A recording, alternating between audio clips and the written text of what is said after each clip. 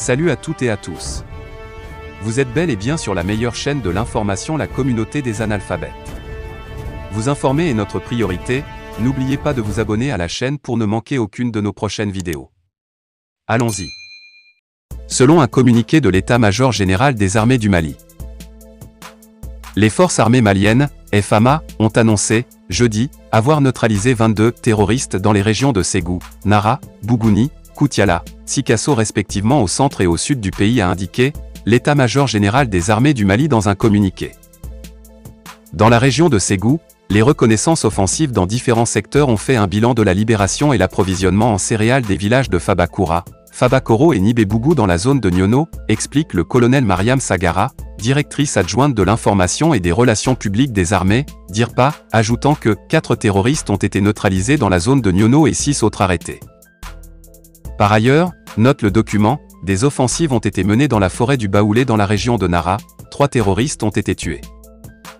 La même source indique que dans les régions de Bougouni, Koutiala, Sikasso, des patrouilles offensives dans les secteurs de Vanékui et Mandiakui ont permis de neutraliser 15 terroristes.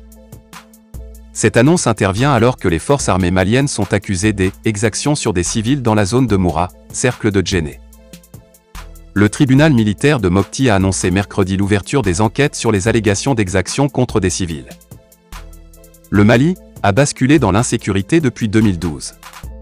En dépit du déploiement de forces régionales et internationales, la situation ne s'est toujours pas stabilisée. Et aussi la France toujours au Mali. En effet, un titre paru dans la presse internationale sur le site de l'agence turque Anadolu le dimanche 3 avril 2022 a attiré notre attention. Quand on se souvient des démêlés politiques et diplomatiques qui ont entraîné l'annonce officielle de la fin des opérations Barkhane et Takuba au Mali et qu'on voit ce genre d'annonce venant des militaires français, on se pose cette question, Barkhane a-t-il encore le droit de tuer des terroristes au Mali? Cette interrogation semble anodine mais elle a un sens.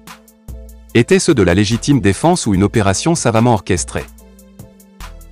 Si l'on s'en tient au discours d'Emmanuel Macron, les forces françaises au Mali allaient se retirer au Niger et sur d'autres territoires de la côte.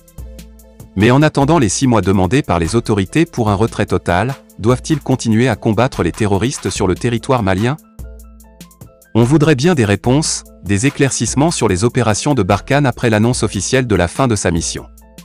Car il revient très souvent que les officiers français annoncent des neutralisations de terroristes là où on leur a demandé de partir. C'est donc sur petit pas d'information que nous allons nous séparer. Partagez la vidéo avec les amis si vous l'avez trouvée intéressante, abonnez-vous à la chaîne si ce n'est pas encore fait et à très bientôt pour de nouvelles vidéos. Bye bye.